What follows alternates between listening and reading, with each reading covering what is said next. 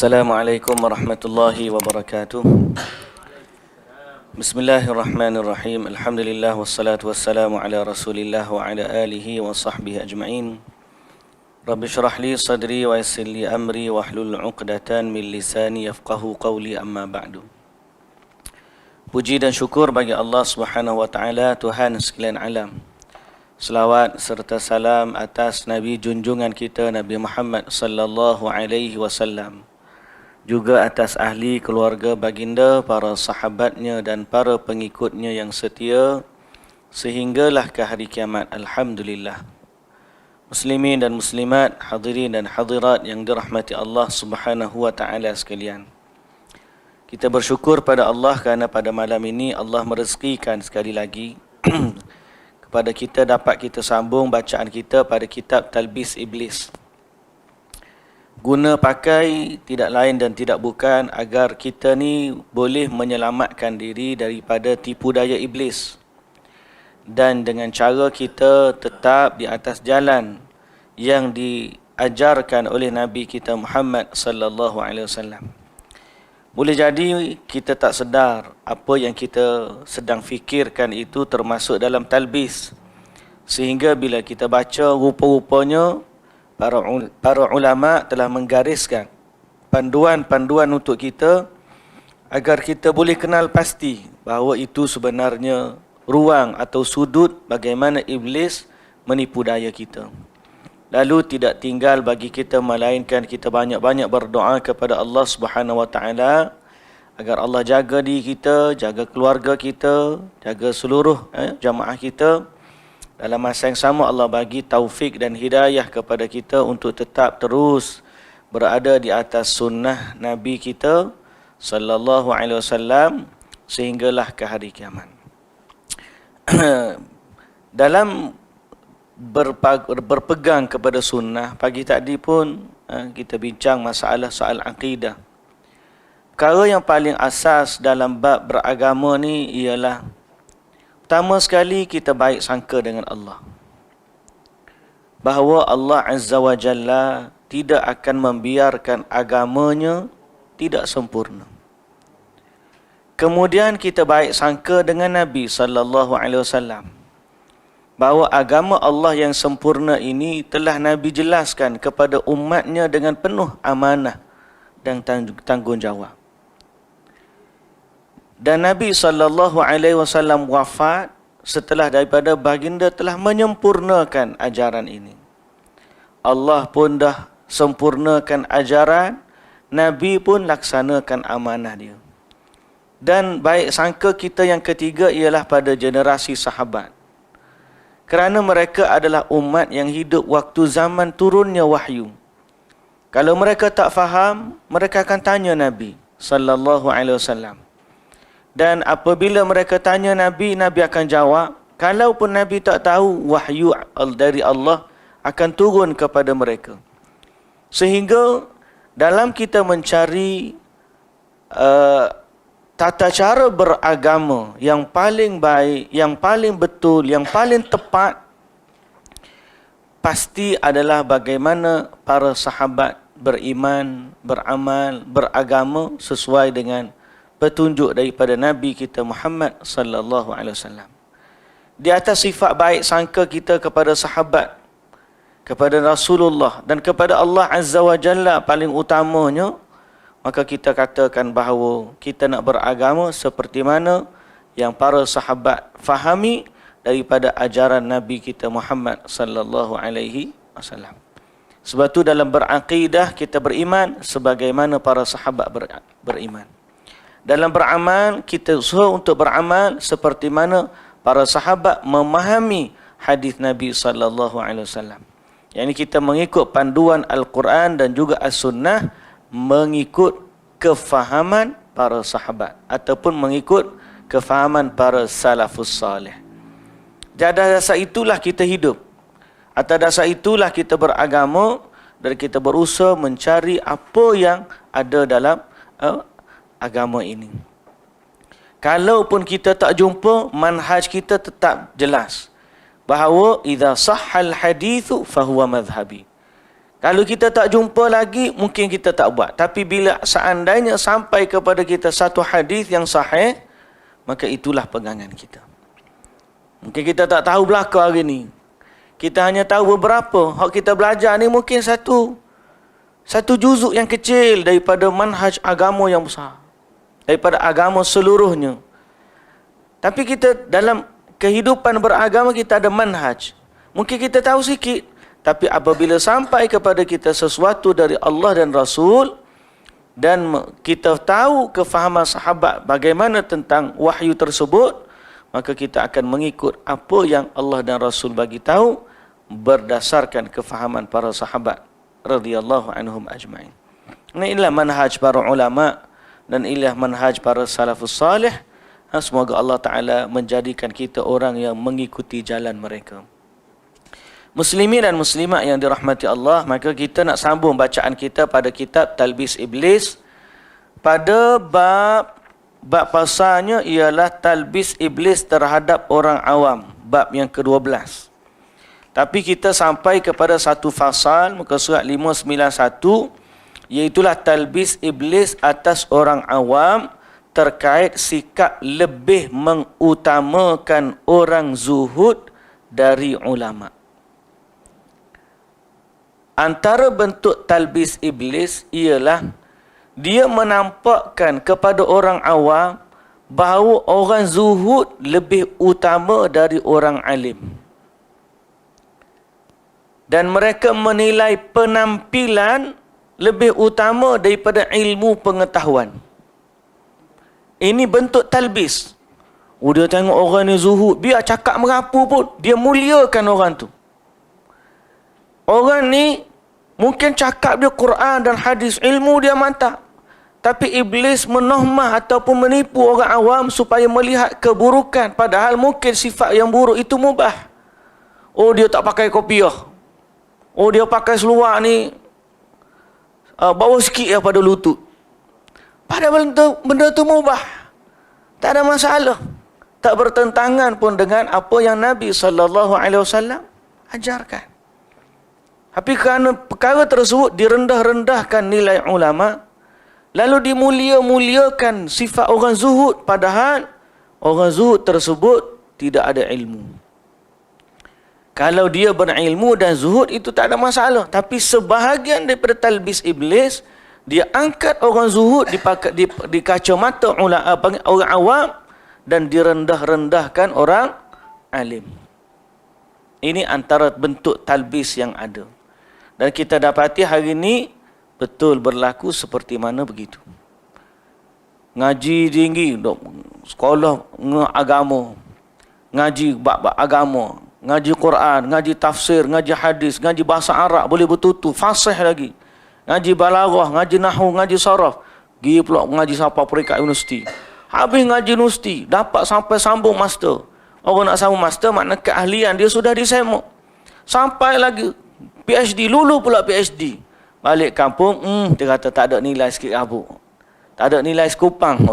Orang Kedah kata, sekupang kata. Okay? Nak banding dengan orang tu mungkin belajar pun asyik, orang panggil gagal, fail, ataupun tidak disemok pengajian dia, kefahaman dia macam mana. Balik-balik dengan perwatakan, pakai jubah, pakai serban, pakai apa, nampak kezuhudan ada pada dia. Lalu iblis memberikan talbis kepada orang awam. Si zuhud yang jahil ini lebih mulia daripada si alim tadi.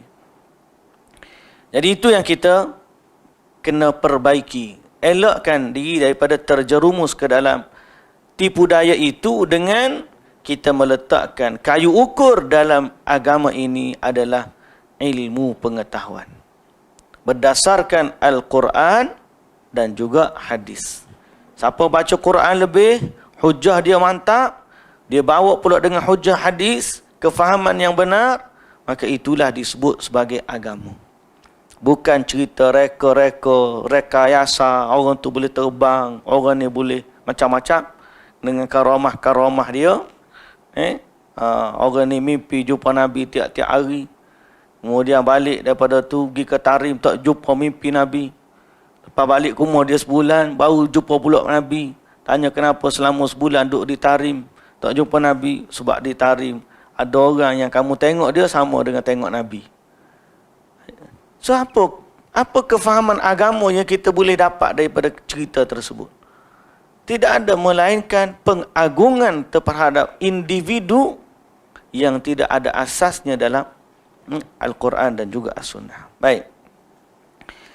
Kita baca. Salah satu tipu daya iblis adalah mendorong kalangan orang awam agar mengutamakan orang zuhud daripada ulama. Jika melihat orang paling bodoh mengenakan pakaian wul, mereka mengagungkan si bodoh ini. Orang gila pun siapa kadang-kadang diagungkan. Lebih daripada dah. Zuhud pun tidak, pakai baju pun dah pakai seluruh. Diagungkan lebih daripada ulama. Kita pun Allah. Ini semua bentuk talbis. Terlebih saat si bodoh menundukkan kepala dan bersikap khusyuk. Mereka lantas berkata, sebandingkah dia dengan si fulan yang alim itu? Dia seorang zuhud, tidak makan anggur, juga buah-buahan segar dan tidak menikah. Zaman dululah, orang zaman sekarang ni zuhud ni tak pakai dah ni. Zaman sekarang ni zuhud pakai velfire main-main.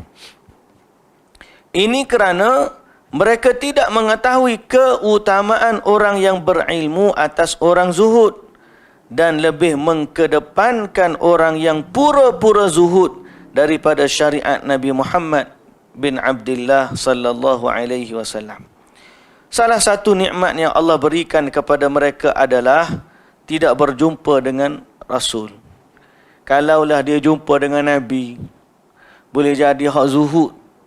Hak zuhud dalam kacamata dia tu lebih dia utamakan daripada Nabi. Boleh jadi gitu. Pasal apa? Nabi pakaian cantik. Tubuh Nabi kemas. Makan. Nabi tak nampak kefakiran pada dia. Padahal dapur dia mungkin 3 bulan tak berasap. Tapi tak ada nampak kefakiran pada. Pasal sikap zuhud ni bukan untuk ditunjul-tunjulkan. Tak ada Nabi pakai baju compang-camping sebagaimana orang zuhud digambarkan di kalangan orang-orang sufi. Jadi kalaulah dia jumpa Nabi, nescaya dia akan kata wali dia tu lagi zuhud daripada Nabi. Kerana apa? Kerana pada dia menilai kezuhudan lebih utama dari ilmu pengetahuan. Ini bentuk talbis iblis. Kerana kalau mereka melihat Nabi menikah lebih daripada satu, mungkin dia kata zuhud kat mana? Isteri dia 9 orang. Orang zuhud tak menikah. Tak tak? Hak kahwin 2 pun dia kata tak zuhud dah. Hak kahwin 9 apa lagi? Tak tak? Nabi makan daging ayam. Nabi menyukai manisan dan madu. Maka nescaya peribadi utusan Allah ini tidak begitu agung di hati kita. Melalui talbis, kita sambung lagi. Melalui talbisnya, iblis mendorong orang awam agar mencela ulama hanya kerana memakan atau mengerjakan sesuatu yang hukumnya mubah, harus. Sungguh ini termasuk kebodohan yang paling buruk.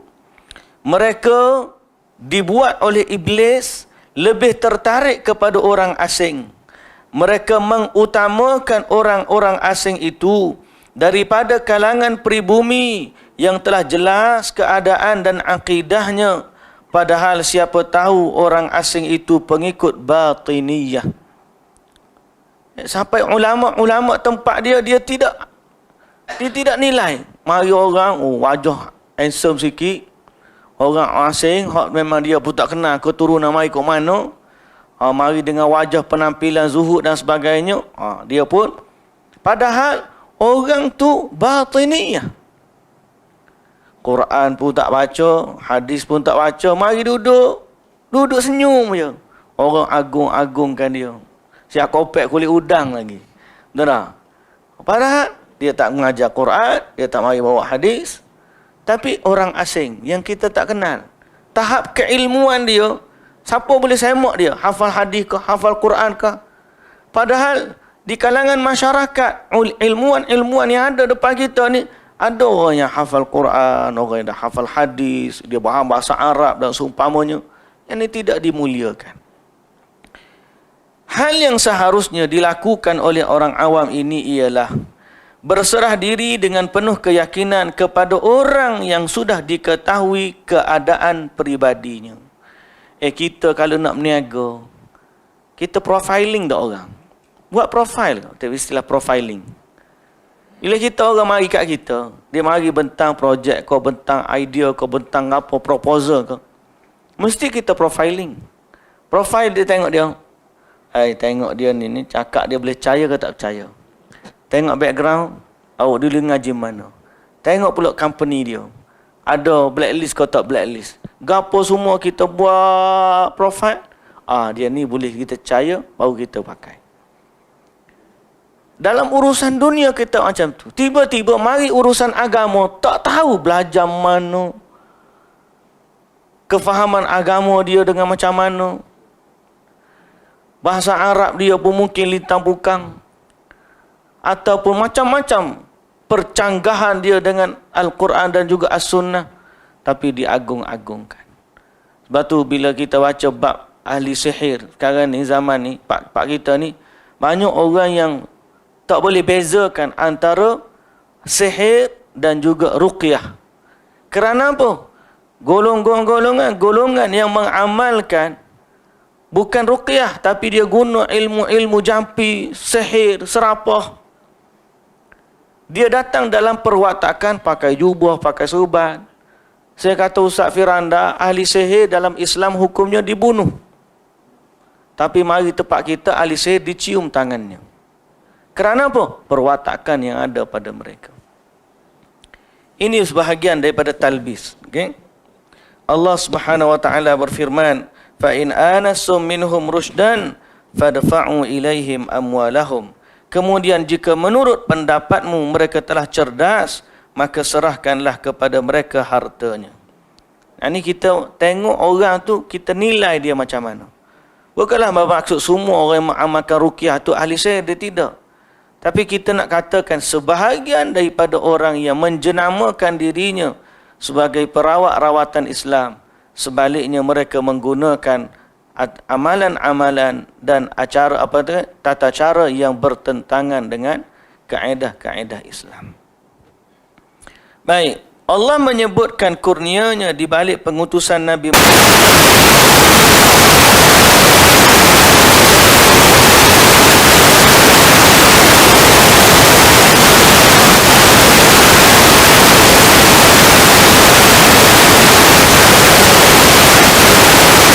beri kurnia kepada orang-orang beriman ketika Allah mengutuskan seorang Rasul di tengah-tengah mereka dari kalangan mereka sendiri.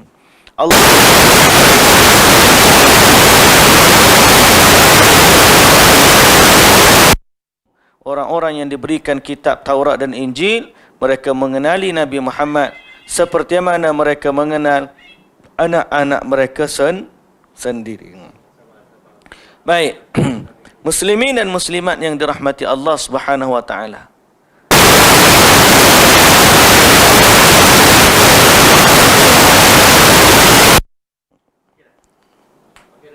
Boleh dah.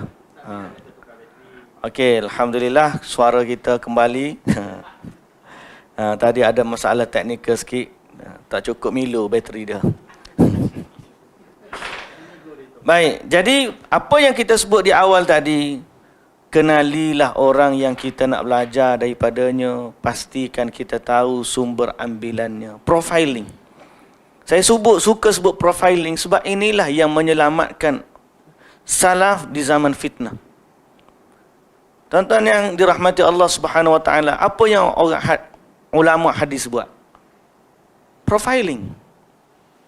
Ulama hadis mengkategorikan siapa dia orang nak ambil ilmu daripadanya. Orang ni thiqah, orang ni saduq, orang ni hasan, orang ni jayyid, orang ni dhaif, orang ni munkar, orang ni kadzab.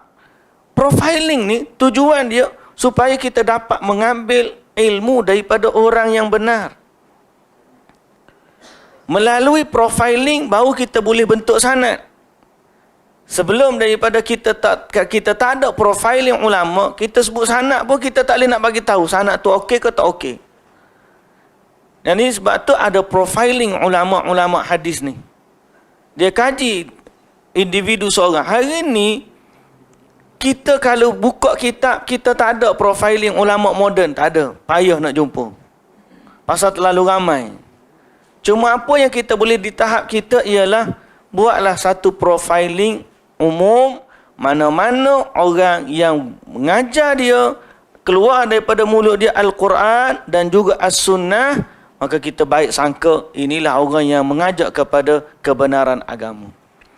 Mana-mana orang yang tiba-tiba dia sebut hadis palsu, dia sebut cerita-cerita dongeng, cerita-cerita penglipu lara, maka kita kena letak tolak tepi. Orang ni kita bimbang, yang keluar daripada mulut dia adalah kisah-kisah palsu dan juga dusta. Kena buat profiling sebagaimana ulama dulu buat. Walaupun hari ni kita profiling kita tujuan dia bukan nak letak hadis tu sahih ke daif dah. Tapi sekurang-kurangnya kita nak ambil daripada orang yang benar kefahaman dia. Walaupun kita kata profiling sebahagian orang, dia guna neraca dia. Oh, aku ambil ilmu daripada geng dia je. Yang wahabi-wahabi dia tak nak ambil. Itu masalah pada sifat profiling dia. Kalau dia benar dari sudut manhaj, dia akan letak, aku akan ambil ilmu daripada orang yang hujahnya Al-Quran, hujahnya As-Sunnah. Evidence based, bahasa ngaji moden lah ni. Buat sesuatu guna ada bukti. Ya.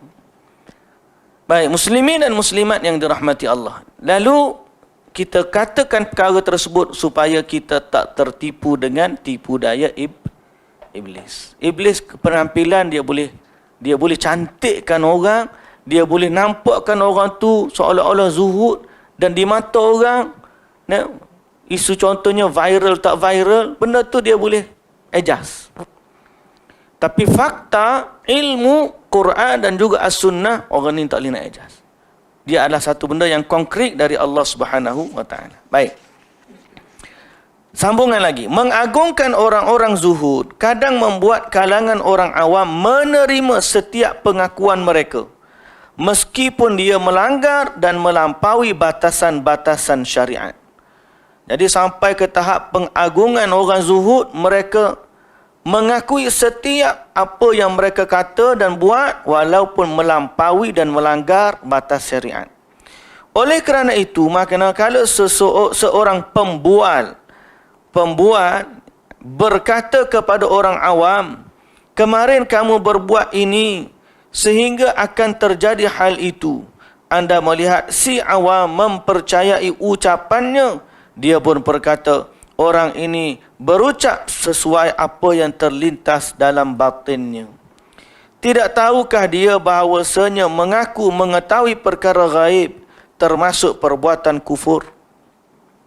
Bahkan saat orang awam melihat para pembual tadi melakukan perbuatan yang tidak halal, seperti berkhaluat dengan kaum perempuan, ini tidak diingkari sama sekali, kerana dia rela menerima apapun keadaan mereka. Bila dah sampai satu tahap agungnya orang zuhud ni, orang tu buatlah apa pun, sampai langgar syariat pun dia masih lagi terima. Talbis iblis lainnya adalah mendorong orang awam agar membebaskan diri dalam melakukan kemaksiatan. Dia habis dalam bab hak tadi. Masuk bab yang kedua, bab yang ataupun pecahan bab yang seterusnya, talbis iblis terhadap orang awam terkait pandangan bebas berbuat kemaksiatan. Okey. Apa yang dibuat? Dia pergi kepada ahli maksiat dari kalangan orang awam, lalu dia katakan normal lah buat maksiat tu. Okey je buat maksiat tu. Tak apalah. Lama kelamaan dia boleh justify benda tu sebagai normal. Normal dalam kacamata yang asas kita tahu semua orang buat dosa. Tapi yang tak normal ialah dia menganggap dosa itu sudah jadi kebiasaan yang dibolehkan. Semua orang buat dosa kerana tersalah, tersilap, itu adalah panggil lumrah manusia. Tapi kalau dia menjadikan dosa itu satu kebiasaan, itu bukan lagi satu perkara yang boleh diterima dengan mudah. Ketika ditegur, mereka mengucapkan kata-kata kaum zindik. Seperti ucapan mereka, aku tidak akan meninggalkan sesuatu yang pasti demi mendapat sesuatu yang belum pasti. Andaikan mengerti, nescaya mereka menyadari bahawa berbuat kemaksiatan bukanlah sesuatu yang tunai, kerana perbuatan maksiat diharamkan. Sejatinya mereka hanya diberi pilihan antara tunai dan tangguh dalam hal yang mubah. Okey. Faham tak istilah dia ni? Gapo tangguh, gapo yang tunai. Dia kadang-kadang, contohlah, kita nak guna duit dulu ke nak guna duit kemudian? Atau kita nak dapat nikmat dulu ke nak dapat nikmat kemudian? Hak syurga yang dijanjikan tu lambat lagi. Tapi kenikmatan yang ada ni, yang tunai ni, kita ambil lah dulu. So apabila ditawarkan syurga dengan kesusahan dan macam-macam, mereka anggap itu adalah nikmat yang tertangguh. Dan kemaksiatan yang ada depan mereka adalah kenikmatan yang tunai. Lalu bila ditegur, kenapa buat maksiat? Dia kata, aku nak ambil nikmat yang tunai lebih dulu daripada nikmat yang tangguh. Itu maksud dia. Dalam bab ini, iblis pun tipu mereka. Mereka ibarat orang bodoh yang tengah sakit demam, lalu meminum madu. Saat ditanya alasannya minum madu, dia menyatakan, syahwat minum madu adalah sesuatu yang tunai, sementara kesembuhan adalah sesuatu yang tangguh. Andai kata mengetahui hakikat iman, nescaya mereka menyadari bahawa sesuatu yang tangguh tersebut hakikatnya adalah janji Allah yang pasti dipenuhi. Kalau dia tahu, kita pernah baca kitab Ad-Da' wa Dawa' dulu kan, dekat Masjid Mustaqim, dalam kenangan. Kan? Dulu kita baca. Pernah dibahaskan oleh Ibnul Qayyim dalam masalah ni, tentang masalah tangguh dan juga tunai. Tentang masalah tangguh dan juga tunai. Berapa ramai orang yang mensia-siakan sesuatu yang tangguh kerana nak mengambil yang tunai. Padahal bila dia buat perbandingan, kalau yang tangguh dan tunai itu sama nilai, logiklah kita ambil yang tunai, kita tinggal yang tangguh. Awak nak beli ni, saya nak jual cash 100,000. Awak beli tangguh pun 100,000. Orang beli mesti dia nak tangguh, tapi orang jual, baiklah kita jual cash daripada kita jual tangguh. Pasal apa? Jual cash pun 100,000, jual tangguh surang pun 100,000. Mana kita nak? Mesti kita nak duit cash 100,000. Tu kalau kata cash dengan tunai, benda yang sama. Tangguh dengan tunai. Tapi Ibnul Qayyim kata, masalahnya yang dilihat tunai tu, nak banding dengan yang tangguh di sisi Allah tu, jauh sangat. Kalau orang tu kita kata, saya jual benda ni 100,000 kalau awak beli cash. Tapi kalau awak bayar dia secara tangguh, ansuran, saya jual 300,000. Orang yang jual tu, dia nak jual hak mana? Mesti dia nak, tak apalah awak bayar ansuran pun sebab saya untung 300,000. Betul tak? So kalau dalam masalah agama, yang tangguh ni syurga, yang tunai ni kenikmatan dunia, tak terbanding dua ni. Sebab tu Ibnul Qayyim kata, siapa-siapa yang mendahulukan kenikmatan dunia sampai dia buat benda yang haram, dalam masa yang sama dia menggadai sesuatu yang tangguh yang ada di sisi Allah Subhanahu wa taala, maka itu adalah kebodohan yang nyata kerana dia telah melebihkan sesuatu yang hina daripada sesuatu yang mulia. Tapi talbis iblis, dia menampakkan benda tu baik, ambil hak ni. minum arak, judi, zina. Hak ni betul-betul dah. Hak akhirat boleh tentu lagi.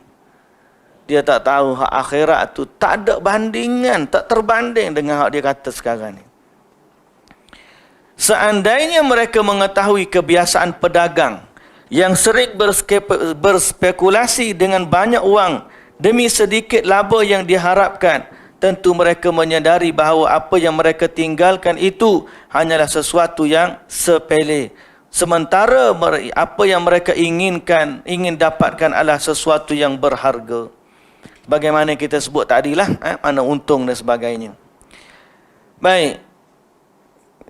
Terus lagi.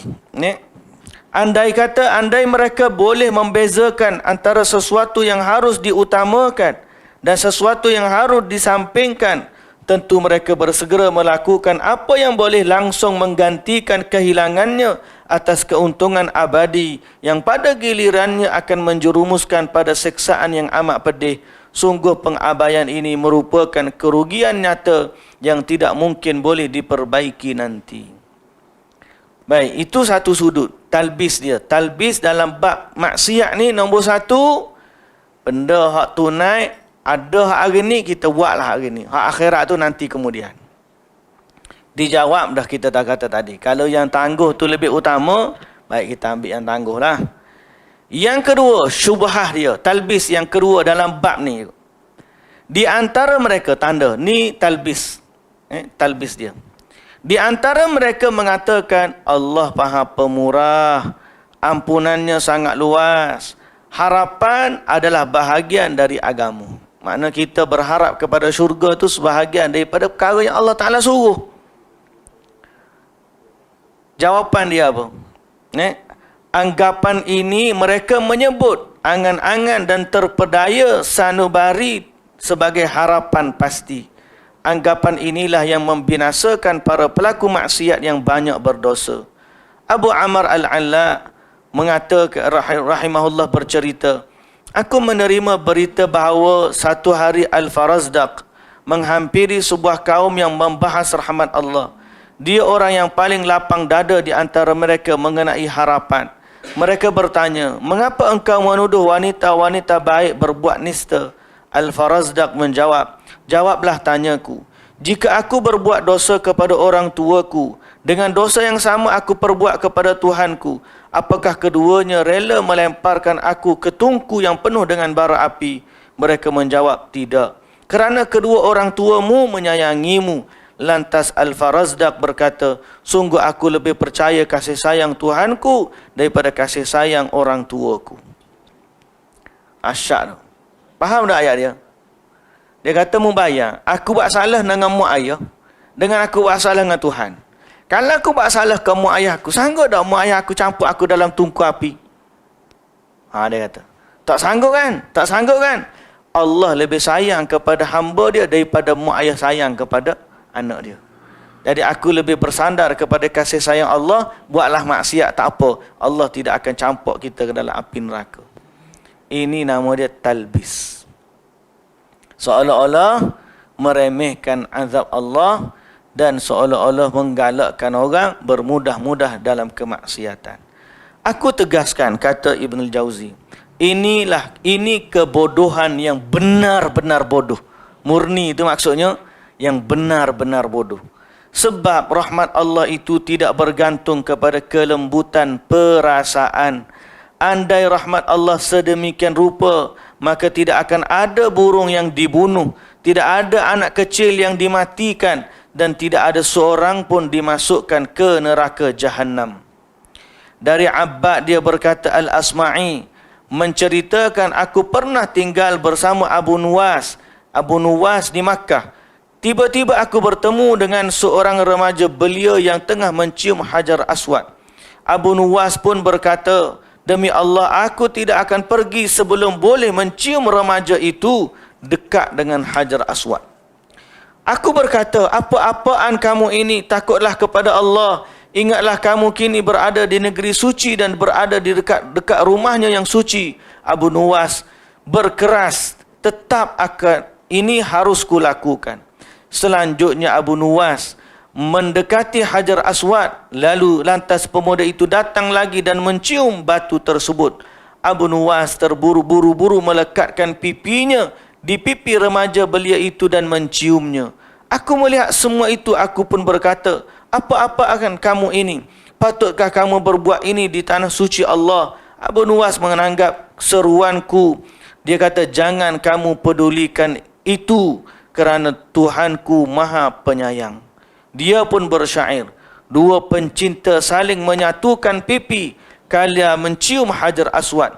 Keduanya pun sama-sama puas tanpa perlu berdosa, seakan keduanya sudah berjanji untuk itu.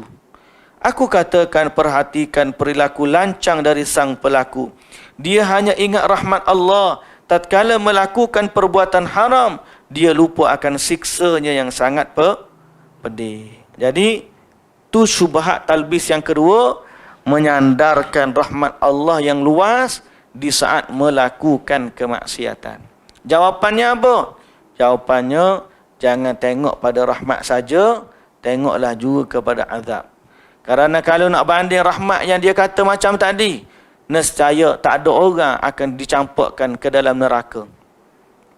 Kerana kasih sayang Allah, kalau nak banding kasih sayang mak ayah pun tak sanggup campur anak dalam api, Allah lagi sayang. Kalau macam tu, tak akan ada manusia masuk neraka. Tapi sebaliknya, yang berlaku keadilan rahmat Allah ni bukan dengan perasaan dan juga emosi. Allah ni bukan menilai hamba dia dengan emosi. Kalau kita, emosilah perasaan tu. Allah ni kasih sayang dia bukan emosi. Allah sayang orang yang sabar. Allah sayang orang bertakwa. Allah sayang orang-orang yang melakukan kebaikan.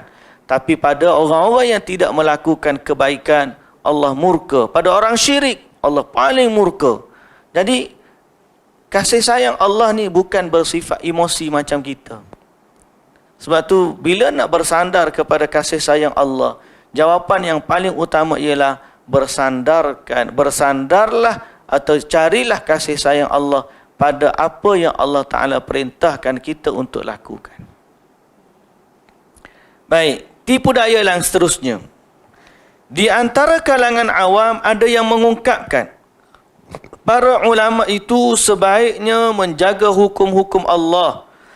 Namun ternyata si fulan yang alim telah melakukan ini dan fulan lainnya telah melakukan itu, dan aku tidak jauh berbeza dari mereka. Ni bahaya ni. Talbis yang ketiga, berhujah dengan maksiat sebab orang alim buat maksiat. Tidak dinafikan, ada kadang-kadang kegelinciran berlaku di kalangan orang alim. Tapi itu bukan hujah untuk justify dan membolehkan sesuatu yang Allah larang. Sealim mana pun orang, tiba-tiba dia buat, tetap saja kita kena bandingkan dengan petunjuk Al-Quran dan juga As-Sunnah. Jangan tiba-tiba tengok ustaz buat takkan aku tak boleh buat. Ini talbis orang awam. Sebab tu orang alim kena hati-hati, sangat-sangat hati-hati, jangan sampai dia menjadi hujah kepada kemaksiatan. Jangan sampai dia menjadi hujah kepada kemaksiatan. Zaman dulu orang tak reti, orang masyarakat ni tak reti nak pergi doa di kubur-kubur ni, mana ada. Sehinggalah adanya orang yang disangka alim di kalangan mereka mengajarkan mereka begitu. Akhir sekali bila kita larang, tak boleh ni, Nabi tak pernah ajar pun buat doa di kubur. Dia berjawab, tu ustaz tu buat. Nampak tak? Jadi ini sebahagian daripada talbis. Iblis menipu orang awam dengan berhujah dengan si alim. Sedangkan hujah di sisi agama kita adalah Al-Quran dan juga As-Sunnah. Tipu daya iblis ini dapat terungkap oleh fakta bahawa tidak ada perbezaan antara orang bodoh serta orang alim dalam hal kewajipan. Namun keberadaan orang alim yang dikuasai nafsu tidak boleh dijadikan alasan oleh orang bodoh untuk melakukan dosa. Disebut sini nota kaki. Sebagai contoh, bila kita ajak orang simpan janggut. Kita kata sunnah Nabi simpan janggut. Oh ada lah, tak ada nak macam mana kan. Dia berkata, ustaz tu tak pakai janggut pun. Jadi seolah-olah kita simpan janggut ni nampak kolok pula kita. Kan? Padahal ini adalah sunnah Rasulullah sallallahu alaihi wasallam. Baik. Sehingga dia berhujah dengan orang-orang yang orang alim untuk meninggalkan sunnah Nabi sallallahu alaihi wasallam. Ada pula yang berkata, seberapa besar dosaku sehingga aku harus dihukum? Siapa aku sehingga aku harus dihukum? Dosaku tidak membahayakan dirinya, ketaatanku ini tidak bermanfaat bagi dirinya, dan ampunannya lebih besar dari seluruh dosaku. Ada juga hujah dia kata apa? Dosa aku ni tak tara mana. Takkanlah Allah Ta'ala nak hukum aku ni siapa je. So dia seolah-olah kata dosa dia tidak menjejaskan ketuhanan Allah, sebagaimana ketaatan dia tidak menambah manfaat bagi Allah. Lalu dia kata, aku buat apa aku nak buat saja. Ini antara talbis, dan ini merupakan kebodohan yang besar. Mereka seakan-akan meyakini bahawa Allah hanya menyeksa tandingan dan sekutu Allah. Mereka tidak sedar bahawa dengan melakukan pelanggaran, sebenarnya mereka sudah berada pada posisi seorang penentang. Satu ketika Ibnu Aqil mendengar seorang berkata, memangnya siapa aku ini sehingga Allah menghukumku? Ibnu Aqil rahimahullah menegaskan kepadanya, kamu ialah orang yang andaikan Allah mematikan seluruh makhluk, lantas yang tersisa hanya kamu, maka firman Allah, ya ayyuhan nas, tidak lain ialah pembicaraan yang ditujukan kepada dirimu. Maknanya apa? Kita jangan kira kita ni siapa kedudukan kita. Yang penting semua ayat Allah, perintah agama tu menyeluruh untuk semua manusia. Termasuklah kita. Kita jahil ke, kita alim ke, semua hukum agama ni tak ada yang terlepas daripadanya. Jangan pula dia kata pasal aku tak belajar, aku buat apa pun tak sama. Orang alim dia buat salah, aku buat tak salah sebab aku tak tahu. Memanglah sebelum dia belajar begitu, tapi bukan jadi hujah. Kalau macam tu tak payah belajar lah. Kan? Baik tak tahu dia boleh uzur. Tidak jadi lagu tu. Terdapat pernyataan lain dari kalangan orang awam yang terjerat oleh talbis atau tipu daya iblis. Itulah, aku pasti akan bertaubat dan menjadi orang soleh. Ini talbis yang seterusnya. Tanda tu. Apa dia? Talbis iblis. Tak apa, nanti lepas ni kita taubat lah. Ini talbis dia. Kita buat maksiat dulu, lepas ni kita taubat lah. Jadi menangguh-nangguhkan taubat dan memberi harapan bahawa mereka sempat untuk bertaubat. Ketahuilah betapa banyak orang bodoh yang berangan sedemikian, namun sayang kematian terlebih dahulu merenggut segala sesuatu sebelum dia sempat mewujudkan angan-angannya itu. Maka tidaklah bijaksana menyegerakan kekeliruan dan menunda-nunda taubat, kerana mungkin saja tidak ada lagi waktu untuk bertaubat, atau mungkin saja taubat tersebut tidak sah, atau boleh jadi taubat tidak diterima. Andai pun ia diterima, rasa malu lantaran pernah melakukan perbuatan dosa tetap bertahan selamanya. Getirnya menahan bisikan untuk melakukan maksiat sampai bisikan tersebut benar-benar hilang, ini jauh lebih mudah dari menanggung beban taubat hingga taubat di atas diterima. Di antara para pendosa itu ada yang bertaubat, tetapi kemudian dia merosak jalan kembalinya tersebut, sehingga iblis memasukkan berbagai tipu daya dalam hatinya, sebab musuh Allah ini tidak tahu tekadnya tidak kuat. Dari Al-Hasan dia bercerita, jika syaitan melihatmu tidak taat kepada Allah, maka syaitan menganggapmu sudah mati, yakni mudah untuk disesatkan. Adapun apabila syaitan melihatmu selalu taat kepada Allah, dia membuat kamu bosan dan menolak menyesatkan dirimu. Dan jika syaitan melihatmu sesekali berbuat ketaatan, dan sesekali berbuat kemaksiatan, maka ia menjadi sangat berambisi, yakni bercita-cita untuk menjerumuskanmu. Jadi syaitan ni dia tengok manusia ni, dia ni mudah sesat ni. Seolah-olah orang ni dikira orang mati dah pada dia. Tak ada apa pun dia boleh buat dari sudut kebaikan. Kalau dia tengok selalu taat, syaitan pun rasa dia membuat bosan dan menolak menyesatkan dirimu. Syaitan pun kata surrender. Tapi bila syaitan tengok kadang-kadang boleh, kadang-kadang tak boleh. Kadang-kadang dia pun bercita-cita, orang ni kita boleh sesatkan dia. Sebab tu penulis kita ni kata kita mesti panggil getir ataupun berusaha sungguh-sungguh menahan diri dari kemaksiatan. Disebut dalam sebahagian kata salaf, lawanlah hawa nafsumu seperti mana kamu melawan musuhmu. Lawanlah hawa nafsu seperti mana kita lawan musuh kita.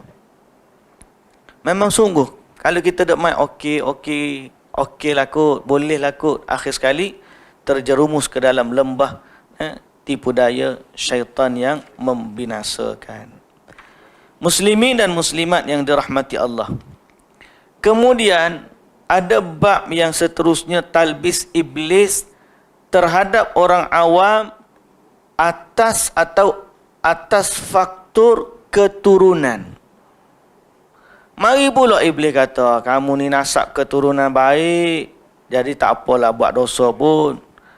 Seolah-olah keturunan itu menjamin kebahagiaan dia di akhirat. Apatah lagi sampai-sampai mereka ada nasab keturunan Nabi.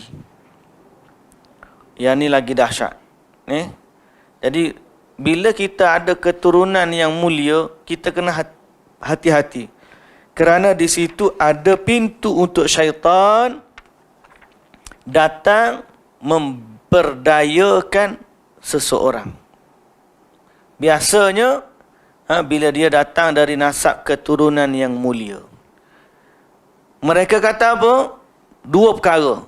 Orang awam yang memiliki nasab mulia ni, syaitan membangun dugaan mereka dengan dua andaian. Pertama, mereka yakin bahawa siapa pun yang mencintai seseorang pasti turut mencintai anak-anak serta keluarga orang itu. Jadi kalau orang tu sayang kepada Nabi, maknanya kena sayang juga kepada keturunan Nabi. Itu andaian yang satu. Yang kedua, keyakinan bahawa nenek moyang mereka berhak memberi syafaat, dan paling berhak syafaat adalah keluarga. Jadi setelah daripada kemuliaan dunia, akhirat nanti Nabi kan boleh bagi syafaat. Orang paling berhak dapat syafaat Nabi mestilah anak cucu dia. So apa kita nak jawab? Jawapannya, dua-dua hujah tersebut keliru. Pertama, kita kena tahu cinta Allah ni tak serupa dengan cinta manusia. Manusia mencintai, macam saya sebut tadi, mencintai dengan emosi dia. Dia mencintai keluarga dia lebih daripada mencintai orang lain. Walaupun pada anaknya ada kekurangan, pada orang lain lebih lagi layak, tapi dia akan dahulukan anak dia kerana apa? Cinta dia kepada anak dia adalah cinta yang lebih daripada orang lain. Tapi Allah bukan bersifat macam tu. Allah mencintai seseorang kerana ketaatan seseorang kepada Allah. Dan Nabi SAW juga mencintai seseorang kerana ketaatan orang tu kepada Allah. Begitulah juga dalam bab syafaat. Yang nak dapat syafaat Nabi ni bukan kerana keturunan. Yang nak dapat syafaat orang-orang tertentu bukan sebab keturunan. Dalam bab syafaat kan ada dua rukun syafaat. Pertama apa? Izin dari Allah. Yang kedua, redha juga dari Allah. Allah izin kepada pemberi syafaat dan Allah redha kepada yang nak menerima syafaat. Dalam dua-dua syarat syafaat tak ada pun keturunan. Jadi jangan kita kata asal keturunan mulia pasti akan mulia, tidak. Keturunan itu ada kebaikan, zuriat yang saleh, tapi ia tidak menjamin seseorang itu ahli syurga atau ahli neraka dengan sebab keturunan. Baik, kerana Allah Ta'ala kata wala yashfa'una illa liman irtada. Dan tatkala Nabi Nuh AS membawa atau hendak membawa anak lelakinya naik perahu, Allah Ta'ala kata innahu laisa min ahlik, sesungguhnya dia bukanlah termasuk keluargamu. Nabi Ibrahim tidak dapat memberi syafaat untuk ayahnya, padahal dia sangat mencintai ayahnya. Nabi Muhammad sallallahu alaihi wasallam juga tidak mampu memberi syafaat untuk ibunda tercinta. Satu hari Nabi sallallahu alaihi wasallam berkata kepada Fatimah, anaknya sendiri. Dia kata kepada Fatimah, aku tidak sedikit pun boleh membelamu atau menyelamatkanmu dari azab Allah. Nabi pesan kepada siapa? Fatimah. Jadi, kalau kerana keturunan semata-mata boleh menyelamatkan, maka tak kenalah Nabi kata kepada Fatimah. Ini menunjukkan bila Nabi pesan kepada Fatimah, supaya Fatimah bertakwa kepada Allah. Kerana kalau Fatimah tidak bertakwa kepada Allah, Nabi pun tak boleh nak tolong. Jadi, siapa saja yang mengira dirinya selamat lantaran keselamatan ayahnya, berarti dia sama dengan orang yang mengira dirinya akan boleh kenyang meskipun yang makan adalah ayahnya. Bagus juga dia punya tu kata. Kalau orang yang rasa dunia akhirat dia akan selamat disebabkan ayah dia selamat, maka ibarat orang kata tak apalah ayah aku makan pun aku kenyang. Tak, dia pun kena makan untuk kenyang. Jadi bertakwa kepada Allah ni kewajipan masing-masing. Jangan mengandalkan ataupun bersandar kepada keturunan sahaja untuk menjustifikasikan kemaksiatan yang dia nak buat. Baik muslimin dan muslimat yang dirahmati Allah, kita berhenti situ dulu. InsyaAllah kita akan sambung banyak lagi berkaitan talbis iblis terhadap orang-orang awam ni, yang kadang-kadang kita pun rasa kalau tak ataupun kalau tidak diingatkan, boleh jadi mudah saja seorang itu terjerumus ke dalam lembah tipu daya syaitan ini. Semoga Allah Ta'ala menjaga diri kita dengan taufik dan hidayah darinya. Semoga Allah Subhanahu Wa Ta'ala melimpahkan kefahaman kepada kita berkaitan dengan agama dan menjaga diri kita dengan istiqamah di atas petunjuk sunnah dari Rasulnya. Dan Allah Subhanahu Wa Ta'ala menghimpunkan kita bersama dengan para salihin, para siddiqin dan para nabi, terutama Nabi kita Muhammad sallallahu alaihi wasallam di akhirat sana. Wallahu taala a'lam. Itulah yang dapat kita sebut pada malam ni. Apa yang baik dari Allah Subhanahu wa taala, yang lemah yang kurang dari kekurangan saya. Mudah-mudahan ada rezeki kita akan sambung lagi kuliah kita untuk habiskan sikit je lagi kitab Talbis Iblis ni. Dan yang paling utama, kita bila dah khatam ni kena standby lah. Makin nak khatam, peperangan kita dengan iblis makin kuat lah.